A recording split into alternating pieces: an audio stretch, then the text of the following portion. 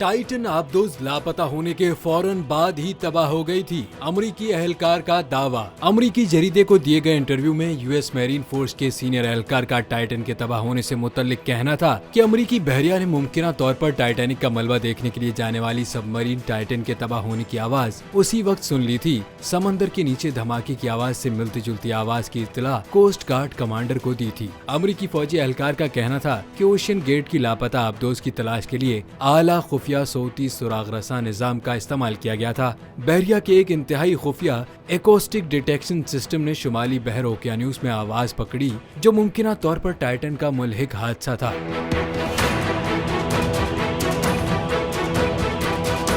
अमरीकी बहरिया के एहलकार का कहना था कि धमाके की आवाज आबदोज की ही तबाही की आवाज थी या नहीं, इससे मुतल्लिक हतमी शवाहिद नहीं थे, इसलिए सर्च ऑपरेशन जारी रखा गया था।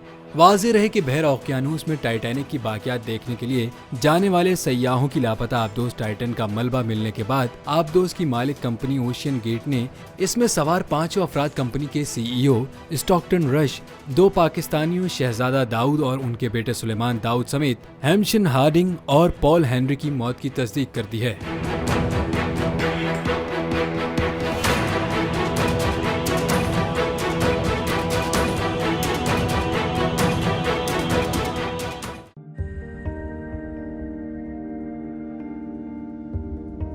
कैसे कैसे सितारे डूब गए, खूबसूरत नजारे डूब गए, ख्वाबों के सभी किनारे छूट गए, गमजदा दुख के मारे डूब गए। कितनी मुश्किल का सामना है यहां, कितने लोगों के प्यारे डूब गए।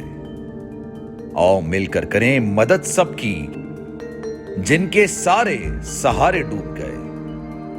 आजमाइश में मिलकर एक हुए, नफरतों के इशारे डूब गए। कितने प्यारे हमारे डूब गए। कौमी सानहे की सूरत हाल से लम्हा बलम्हा बोल रखेगा बाखबर।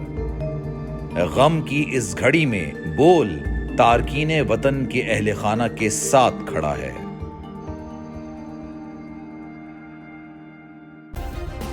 सब्सक्राइब करें और बेल दबाएं ताकि कोई खबर रह न जाए।